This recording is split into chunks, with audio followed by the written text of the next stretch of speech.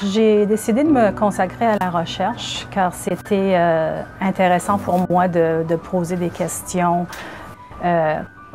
où est-ce qu'il n'y avait pas de réponse et puis il fallait faire de la recherche pour essayer de comprendre les réponses. Je travaille sur les télomères qui sont les bouts des chromosomes et c'est une partie de la matière génétique qui peut être fragile.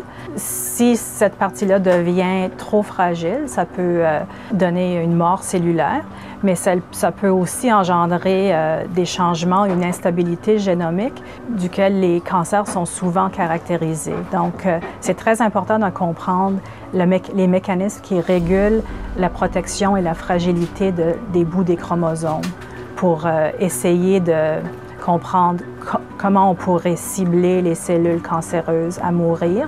Il y a certaines des études qu'on fait où est-ce qu'on essaye de combiner la chimiothérapie avec des approches qui ciblent les télomères. L'idée de ça, c'est que peut-être à ce moment-là, on peut utiliser des niveaux de doses de chimiothérapie puis des temps de traitement qui seraient moins élevés, moins longs, qui pourraient avoir des meilleurs résultats. La recherche, des fois, est longue et ça avance à petits pas.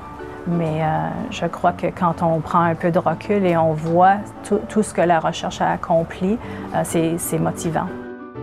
La Société canadienne du cancer me permet justement d'essayer de m'approcher un peu plus potentiellement une application clinique.